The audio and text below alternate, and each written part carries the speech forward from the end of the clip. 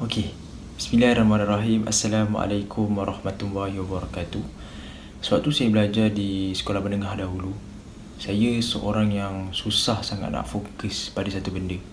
Saya ni jenis, ya biasalah anak muda kan dulu. Saya jenis orang yang suka buat itu, suka buat ini, suka buat bisnes. Lepas tu, time tu juga saya buat investment time tu.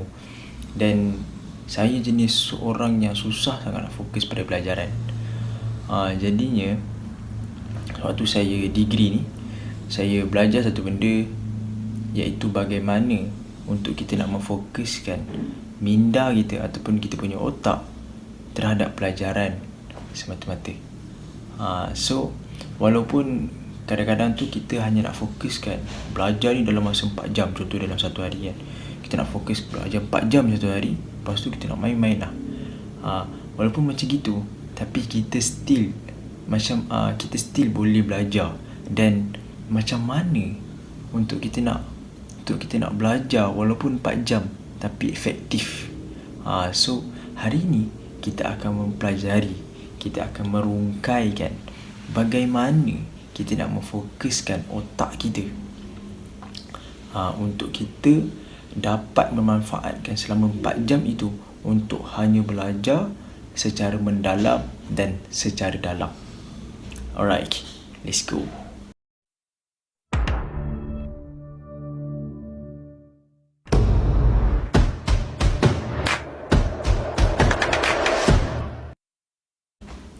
Okey, sebelum kita nak ketahui sebelum kita nak ketahui bagaimana cara untuk memfokuskan otak kita, kita perlu ketahui dahulu bagaimana otak kita berfungsi. Sebenarnya, otak kita akan berfungsi dengan baik sekiranya emosi kita ataupun kita punya hati berfungsi dengan baik. Sebab itulah ada orang cakap kita perlu berada dalam keadaan tenang supaya kita punya pelajaran senang masuk. Betul tak? Pernah dengar tak cikgu-cikgu cakap ke dulu ke? Sebab apa? Sebab bila kita punya perasaan tenang, ilmu tu bila kita belajar, dia akan senang je masuk. Sebab itulah kita punya pemikiran berasaskan kita punya emosi. Percayalah cakap saya, kalau korang belajar dalam keadaan marah ke, dalam keadaan lepas gaduh kan, memang susah nak masuk. Kadang-kadang tu kan takkan masuk langsung ilmu tu. Takkan masuk langsung. Belajarlah berapa lama sekalipun takkan masuk. So, cuba sekarang ni untuk kita fokuskan dalam masa 4 jam tu, kita cuba untuk belajar dalam keadaan tenang.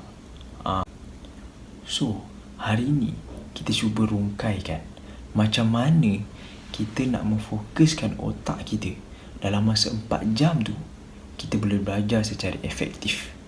Alright, so yang pertama adalah kita kena latih kita punya fikiran kita untuk kita sentiasa konsisten dalam berfikir dalam sesuatu tajuk.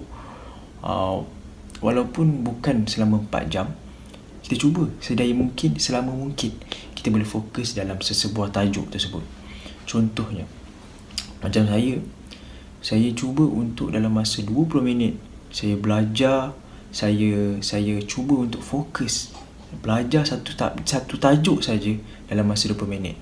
Maknanya kita baca je buku, okey, kita cuba buat kajian ke dalam masa 20 minit. Cuba halang untuk kita fikir benda lain. Itu nanti akan membuatkan kita lebih mudah fokus dan pada akhirnya kita akan efektif. Walaupun 20 minit, tapi seolah-olah macam belajar 2 jam atau 3 jam. Betul? Tak percaya? Cuba try. Alright, yang kedua, sebenarnya apabila kita bercerita tentang otak, seperti yang saya cakap tadi, kita tidak akan terlepas dengan emosi. So, jadinya kita kena melatih emosi kita untuk sentiasa stabil. Betul cakap saya. Sebab itulah ibu-ibu, bapa-bapa kan, selalunya kalau anak dah dekat periksa, dia akan cuba jaga perasaan anak-anak tersebut. Betul tak? Sebab apa? Supaya anak itu sentiasa stabil dia punya perasaan. So jadinya itulah akhirnya akan membuatkan anak itu akan mudah untuk belajar, mudah untuk ilmu tu untuk masuk dalam kepala otak. Macam mana kita nak latih kita punya emosi ni untuk sentiasa stabil? Korang cubalah belajar dalam keadaan bising, tapi korang cuba untuk tenang. Cubalah korang try pergi MACD.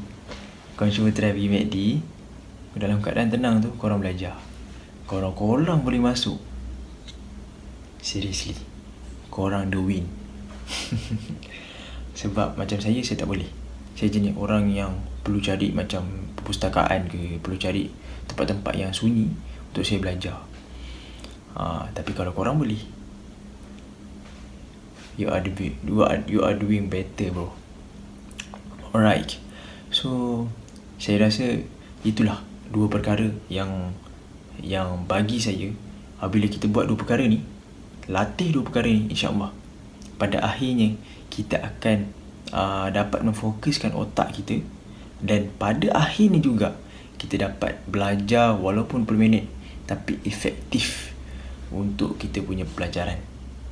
Alright, sekian daripada saya.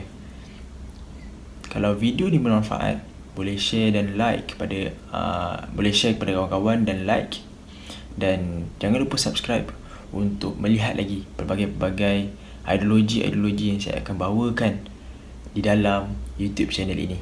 Sekian, wabillahi taufiq wal hidayah. Wassalamualaikum warahmatullahi wabarakatuh.